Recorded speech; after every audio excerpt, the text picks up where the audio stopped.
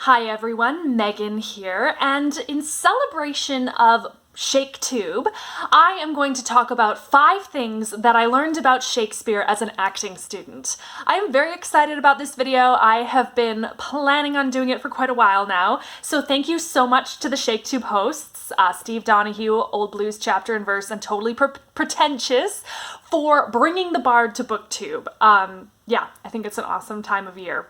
So I moderately liked Shakespeare as an English student. I enjoyed his works. I enjoyed, like my English teacher made it really fun. We would read it out loud together and study Shakespeare in different ways. I actually studied quite a bit of Shakespeare in high school.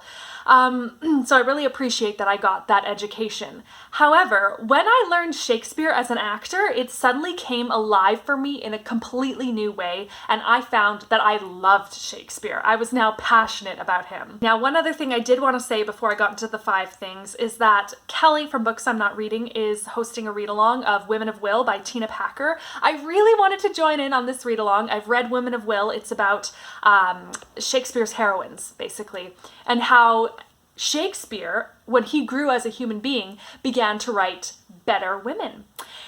Now, I love that book. I've read it. I absolutely love it. I want to read it again. And it's especially special to me because my Shakespeare teacher's Shakespeare teacher, Tina Packer, wrote it. But I don't know if that'll be able to happen. I will join in on the discussion. September's just a super busy month for me. Okay, so now I am going to give you the 5 lessons, finally. Now, for each lesson that I give, I'm going to give an example. Now, I think all of these examples are ones that are young women, so it's not the most diverse choice, but the reason why I'm choosing these women is because I've either played them in class or in plays.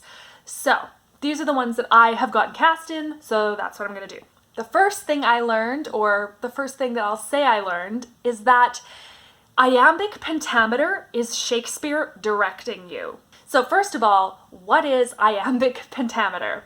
So iambic pentameter is the length and rhythm of a line of verse in the English language. So actually, if you're an English speaker, you often speak in iambic pentameter. We do it all the time. Here's the dictionary definition. It is a meter in English verse consisting of 10 syllables in a line, with every second syllable being stressed. So, this is what it sounds like in gibberish. Da da da da da da da da da da. Now, we'll put words to it. I feel like Maria von Trapp in that one scene from Sound of Music where she's teaching them how to sing. So I'll say the line just normal. So this is Beatrice in Much Ado About Nothing, one of my favorite plays, one of my favorite heroines, and one of her lines is this: "What fire is in mine ears? Can this be true?" So that's the line. This is what it is like with the iambic pentameter. "What fire is in mine ears? Can this be true?" Now, obviously, you're not going to speak it that way because that would be weird and awful to listen to. But Shakespeare is using that stressed, unstressed rhythm to show you what words to stress. So that when you know what words to stress, that affects your thoughts, your emotions, your motives, everything. So this line, "What fire is in mine ears? What fire is in mine ears?" Do you see how it goes? What fire? We're going to emphasize fire. What fire is in mine ears? And obviously you're not going to act it that way, but I'm just overacting it for you. And then, can this be true? So she's just found out something that has completely shocked her, and she's like, this is fire in mine ears. Like, this is a huge deal. So if we were to do it the wrong way, it would be, what fire is in mine ears? And so it totally changes the meaning. It's doesn't make sense anymore. Whereas you focus about this fire that's in your ears, can this be true? It really brings it to life. So if I were to say it, stressing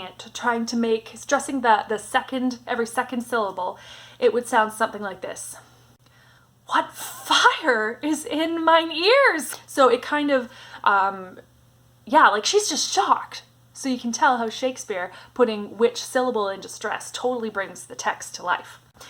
The second thing I learned is that a line is designed to use all your breath. So you can probably go louder and you can probably go longer than you think.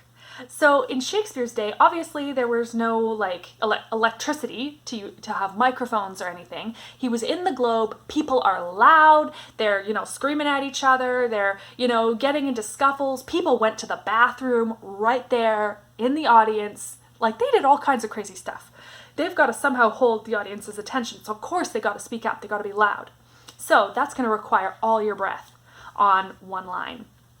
Another thing that affects is the punctuation. If there's punctuation in the middle of a line, you don't breathe where that punctuation is. You go right on through to the end of the line, which might be ending in the middle of a sentence.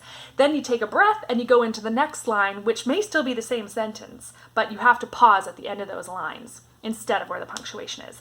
So one example is Viola in Twelfth Night. She is dressed as a man, and a woman in her life starts being interested in her. And Viola is very much in love with a man.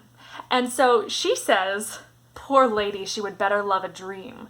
So if I were to use all my breath, like let's take a breath here.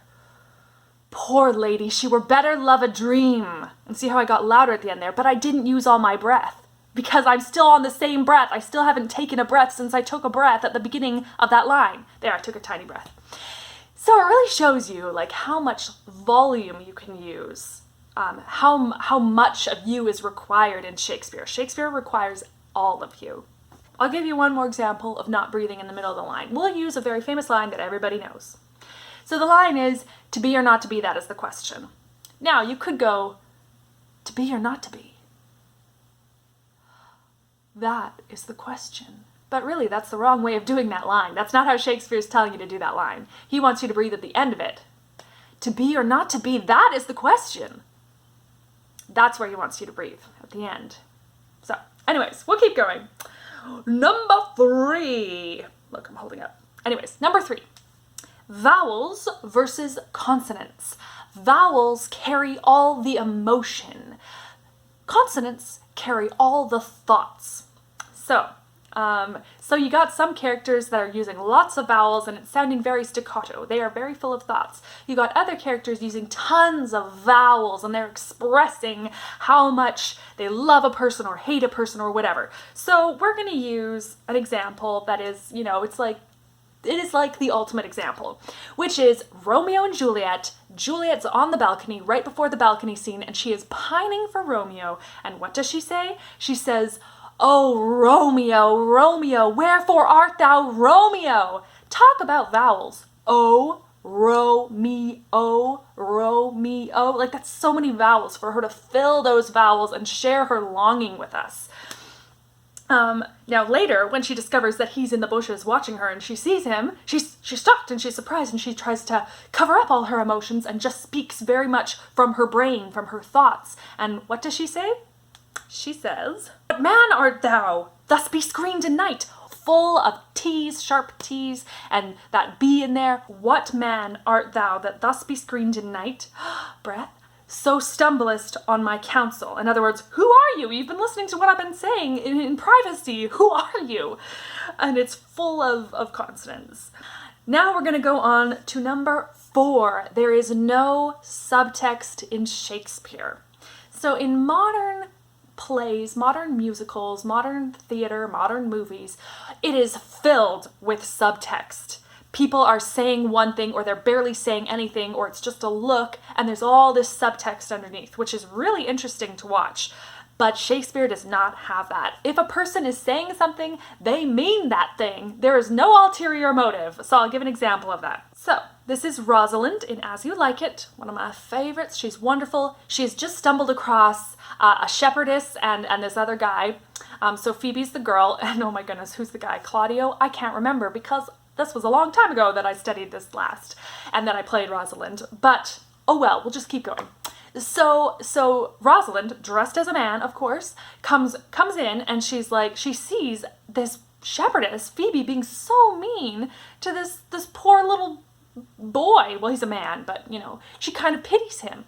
And so she's basically telling Phoebe, like, stop treating him that way. You're awful. And she turns to him and she's like, you're worth more than this. Don't let her treat you this way.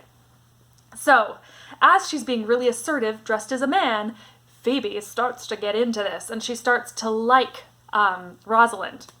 And so when Rosalind realizes this, she says, I think she means to tangle my eyes too. No faith, proud mistress, hope not after it. So, I mean, it's the same kind of example I was giving with Viola, where she's like, whoa, I'm not in love with you. Like, stop, I will never love you. So, when she's saying, like, no faith, proud mistress, hope not after it, she's meaning it. She's meaning I will never love you. There's no subtext of like, maybe I am into this. Maybe there would be in a modern play, but not in this one because there's no subtext in Shakespeare. All right, lesson number 5. Okay, when you are alone on stage and you're speaking, you're doing a soliloquy, you are not speaking to yourself. You are speaking to the audience. So when Hamlet is going, to be or not to be, that is the question. He's not going, to be or not to be. Like, that's the question. No. He is speaking to the audience. He's looking in their eyes and he's like asking, like, is life worth living? He's talking directly to them. So one example, I love this example. I played Helena, loved it, was so much fun from A Midsummer Night's Dream. And she says, so her friends have just left. They're in love. They're all happy. She's unlucky in love. Things are not working out for her. And what does she say? She says, how happy some or other some can be. So she's saying, they're way happier. They're happy. I'm not happy. But she's saying it directly to the audience. She's going, check that out. Like, did you see that? Did you see that? They are so happy. And I'm not happy at all. Like, they're way happier than me. Or, do you get me? Like, she's talking right to them. She's not being like, oh, poor me all by myself. No, she is right there with the audience. That's one of my favorite aspects of Shakespeare. So, I think those were the 5 things that I had. Yeah.